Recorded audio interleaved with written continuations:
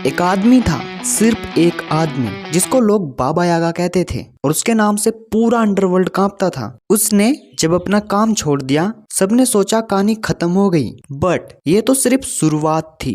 People keep asking if I'm back, and I haven't really had an answer. But now, yeah, I'm thinking I'm back.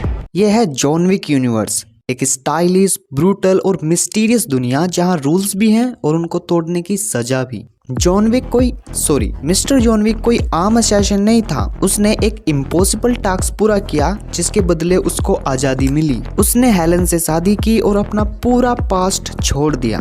लेकिन जब उसकी बीवी मर गई और उसकी याद में दिया गया पप्पी कुत्ता भी उससे छीन लिया गया तो बाबा यागा वापस आ गया। बस फिर क्या, गन, एक्शन और बॉडी काउंट शुरू हो गया।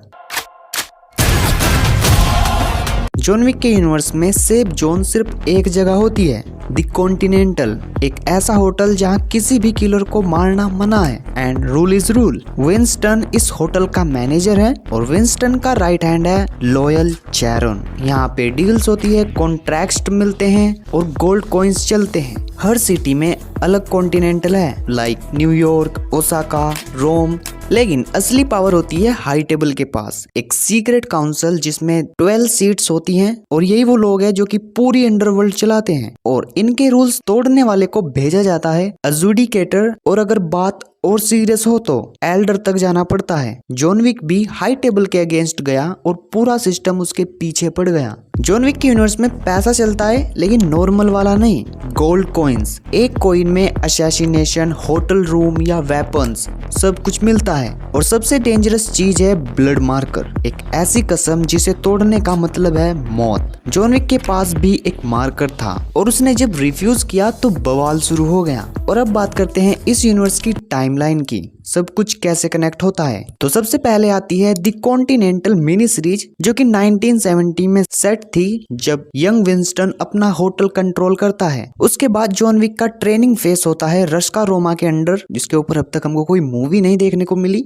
आई होप कि जॉन विक के इस पूरे आर्क पर भी एक मूवी बने। बट इसके बाद आता है जॉन विक चैप्टर 1, जहाँ हेलन की डेथ के बाद उसका डॉग मारा जाता है। एंड उसके बाद फिर चैप्टर 2, 3 और 4 एक कंटिन्यूअस चेन है। हर मूवी के बीच बस कुछ दिन का ही गैप है। और अभी रिसेंटली रिलीज हुई बैलरीना जॉन विक चैप्टर 3 और चैप्टर 4 के बीच टेक प्लेस करती है, जब जॉन काफी इंजर्ड होता है। यानी हर स्टोरी एक दूसरे से जुड़ी है और पूरा टाइमलाइन एक ही यूनिवर्स में फ्लो करता है। जॉन विक का पास्ट भी एक सीक्रेट है। उसने अपनी ट्रेनिंग रस्का रोमा नाम के एक गैंग में ली थी। ये लोग डांसर्स, फाइटर्स सब कुछ होते हैं और इसी वर्ल्ड का हिस्सा है रूने, जो फिल्म बैलरीना की मेन कैरेक्टर है। उसके माँ बाप को किसी ने मार दिया और उसकी रिवेंज स्टोरी चलती है। वो भी एक ट्रेंड किलर है, लेकिन उसका स्टाइल अलग है। अगर आपने द कॉन्टिनेंटल मिनी सीरीज देखी है तो आपको यंग विंस्टन दिखेगा, कैसे उसने होटल पे कंट्रोल लिया और उसके साथ के गैंगस्टर कैसे हाई टेबल के खिलाफ खड़े हुए। ये स्टोरी 1970s की है और ये दिखाती है कि कॉन्टिनेंटल सिर्फ एक होटल नहीं,